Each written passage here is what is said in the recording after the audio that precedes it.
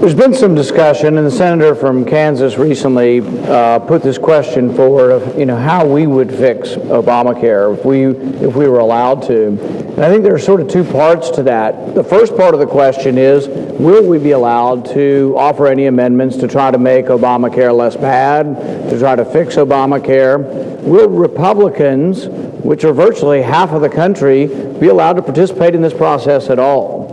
Obamacare was passed with entirely Democrat votes, not one Republican vote.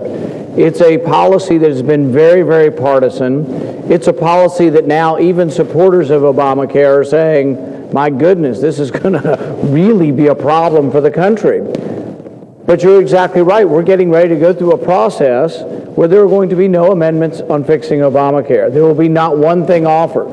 Former President Bill Clinton saying there's problems with it. The Teamsters are saying there's problems with it. Warren Buffett's saying there's problems with it. The 15,000 people at UPS who lost their spousal insurance are saying there's a problem with this. Are we going to be allowed to offer amendments? It appears as if there won't be any amendments on this. It appears as if there's nothing forthcoming, that there will be any debate. And this is important for the American people, because this is being portrayed as, oh, Republicans are obstructionists. Republicans won't want to do this. Republicans don't want to. Well, it's exactly the opposite. The president wants 100% of Obamacare, as he wrote it, as the Democrats wrote it, with no Republican input. So when we go around the country and people say, why can't you guys get along? Why can't you guys figure out some way of figuring out how to make our health care system better? It's because we're getting 100% of Obamacare as written by the president, and it's his way or the highway. What he's talking about is really, even though they say the opposite, he wants to shut the government down. They salivate at shutting the government down. Over the last 3 months, as you've brought this issue forward, who's been talking about shutting the government down? Have you been talking about it? No. Have I been talking about it? No. We've been specifically saying we don't want to do that. Who talks about shutting the government down nonstop every day? The Democrats, the president, and their liberal friends in the media. So as I get to my question, what I want to ask are some things about how we would fix it. I think Senator Roberts' right. The other side says, oh, well, they don't have any answers. They're not willing to fix Obamacare. Well, the truth of the matter is we've been talking about this for years now. But we've been drowned out by the Obamacare, I want everything all the time, everything I want I'm going to get. There are many fixes for our health care. I'm a physician and practiced for 20 years. I saw it every day. Number one complaint I got, health insurance costs too much. So what did Obamacare do for health insurance costs? It drove them up. Did absolutely nothing. Even they're admitting it. But you have to understand why health care costs went up. Health care costs went up because we're mandating what health insurance. People say, well, I would like to have my kids covered. Well, sure, we can cover your kids, but it's not going to be free. It's going to have a cost. So everything that people say they want, it's not free. It elevates the price of your health insurance. When you elevate the price of health insurance, what happens? Poor people have more of a difficulty buying their health insurance. What else did Obamacare do that we did that's exactly the opposite of what we should do? Well, there's something called health savings accounts that originated about 10 or 15 years ago. They were expanded gradually, and they were the best thing to happen to health care probably in the last 30 years. But what happened? We went the opposite way. Obamacare is now narrowing a health savings account. Now, why is a health savings account important? Because you can save money tax-free, you can carry it over from year to year, and then you can buy higher deductibles. So contrary to what people think, and say it may be counterintuitive to some people, the way to fix health insurance is to have higher deductibles. Because what does that mean? Cheaper insurance. You want cheaper and cheaper and cheaper insurance. As you have higher deductibles, you have cheaper insurance. When you have cheaper insurance, you've got all this extra money that you can use to pay for day-to-day health care. When you do that, what happens? You drive the price of health care down. I know that's exactly right, Mr. President. As you increase deductibles, as you get the consumer involved in health care, you drive prices down. In my practice as an ophthalmologist, there are two things that really insurance didn't cover at all. And the prices were reduced most dramatically in the two areas in which the health insurance didn't cover anything. If you wanted to buy contact lenses, most time health insurance doesn't cover it. The price went down every year for 20 years. LASIK surgery to get rid of the need for glasses, much more expensive, but the price went down for 20 years because the consumer paid. What would the consumer do, or the patient? The average patient calls 4 doctors before they have LASIK surgery. So the thing is they drive prices down. People say, I don't want to pay more out of pocket, I want to pay less. Well, that's sort of the natural impulse, is to want to pay less. But you may pay less at the door, but you're paying more for premiums. Or if you're not paying it, and your employer's paying more for premiums, what ends up happening is there are less jobs. I know the senator from Texas is familiar with the French philosopher and parliamentarian and writer Frederick Bastiat. Bastiat often talks about the seen and the unseen. It's the consequences that are visible to the naked eye before you get started, but then the things that you didn't realize were going to happen, the unintended consequences. It's sort of like saying, well, if government, well, let's have government build the hospitals. Let's have government hire the doctors. Let's have government build everything, and we'd see all these bright, shiny things, but we wouldn't see where the money came from, where the money wasn't spent, where the economic growth could have occurred. And so what we have to think about when we think about Obamacare is we have to think about, do you believe in freedom or coercion? Obamacare is riddled with mandatory this, mandatory that. I think there are several hundred mandates. When you hear the word mandate, that's not freedom. That's your government telling you have to do something. It should be about mandatory versus voluntary. We should have bills that originate here that say you're free to do things. We've gone the opposite way. We're taking away freedom and we're adding mandates. At its core, Obamacare is about freedom versus coercion. And as you add in these levels of coercion, not only do you lose your freedom, they cost money. So it becomes more expensive. So we took a healthcare system where 85% of the people had insurance, and we made it more expensive for everybody. We made it more expensive by mandating what goes into the insurance. So for example, a 30-year-old or a 32-year-old, it's illegal to buy a high-deductible policy. You won't hear this. Obamacare has made it illegal to buy a high-deductible policy. You can get it under age 30, but you can't get it over age 30. Why would you want a high-deductible policy? Maybe you're a plumber in your own business, and you want to have a $5,000 deductible so you can pay $1,000 a year in premiums, or $2,000 in premiums. But how do you ever get there? You can't get there unless you allow freedom. You need the freedom of the marketplace. Instead of limiting it, realize what you're getting. When you ask for Obamacare, when you get Obamacare, you're getting mandates, but you're getting limited choices. Freedom means choices. Mandates, coercion mean less choices. The exchanges will be very few choices. I will be on the exchanges. I will have to go to the exchange in Kentucky and buy my insurance. I'm not very happy about it. In fact, I think if I've got to do it, I think Justice Roberts ought to have to do it. Justice Roberts loves Obamacare so much, I'm for voting to have Justice Roberts trot on down to the Obamacare registry, the Obamacare index, and get his insurance like the rest of us.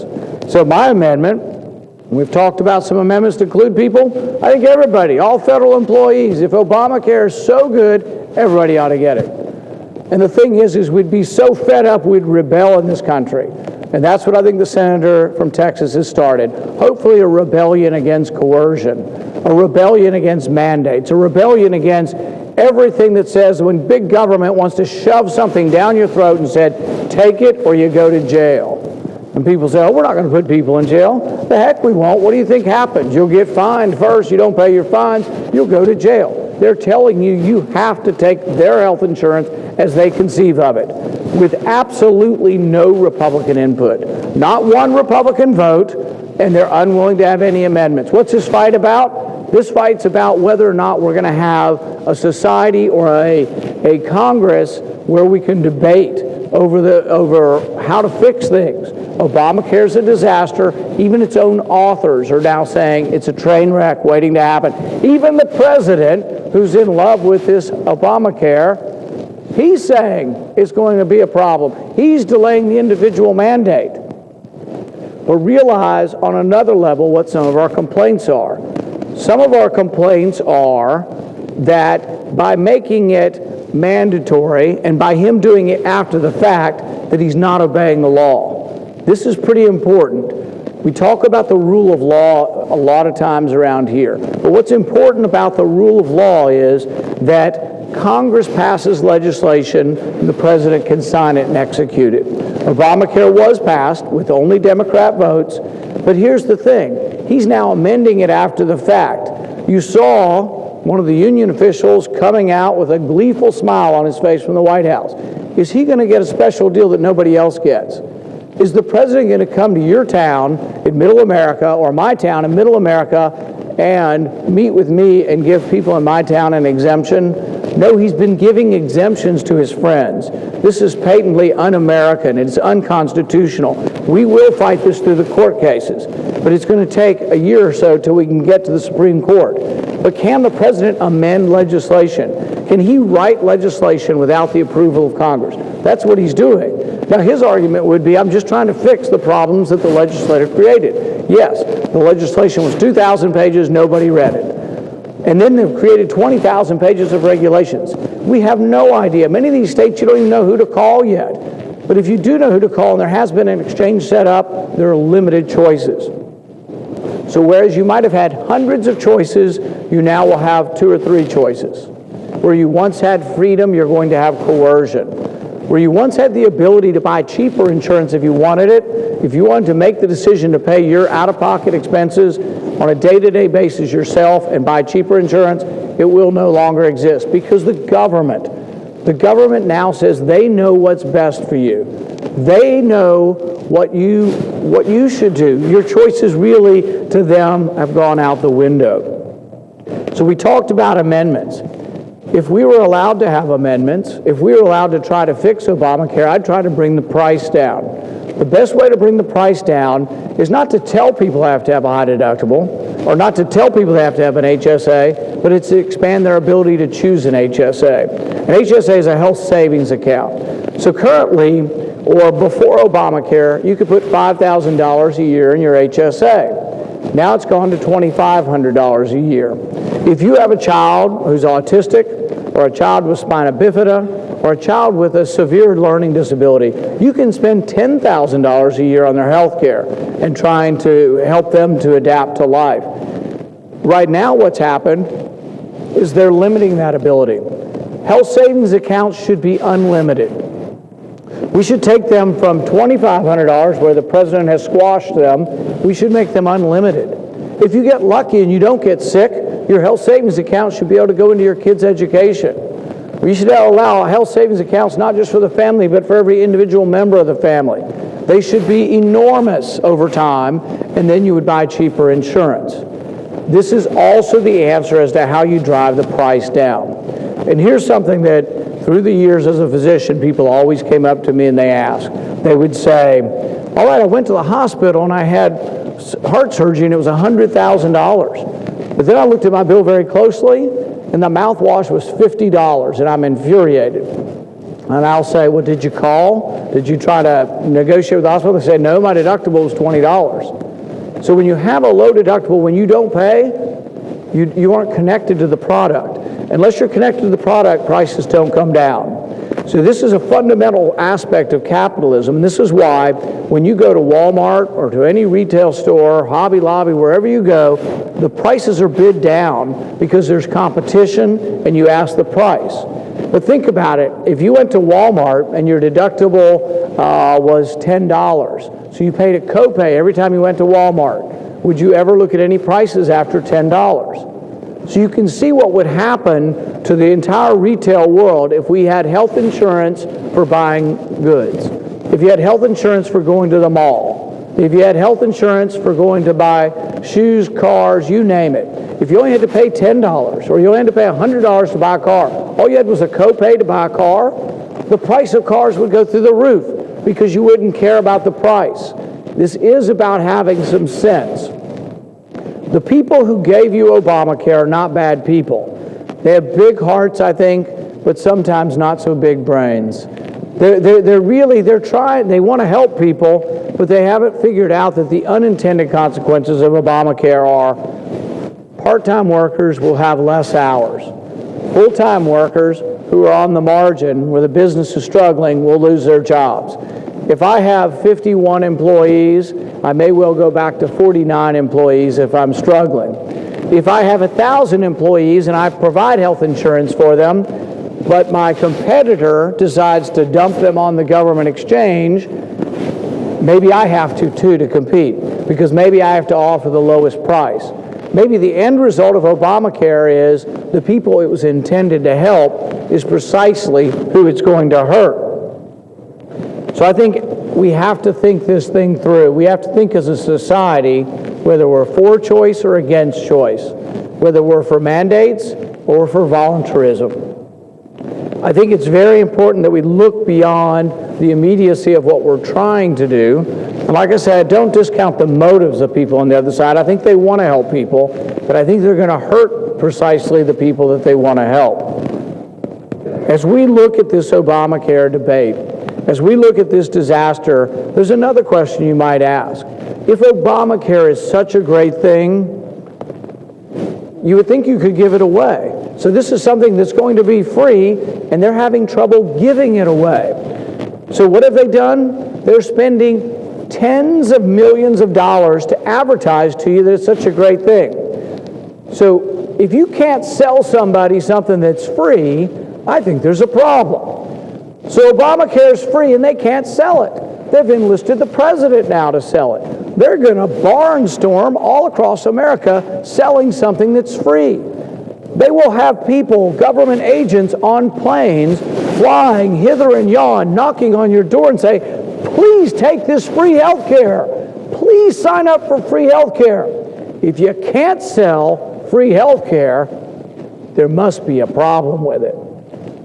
We are spending tens of millions of dollars on TV. Millions more having people going door to door to convince people that it's a good idea. Ultimately, we should try to help those who can't help themselves. But in order to figure out how you want to help the 15% that didn't have health insurance, we should have looked at the problem more carefully. Of the 15% that don't have health insurance, a third of them are young and healthy and make more than $50,000 a year.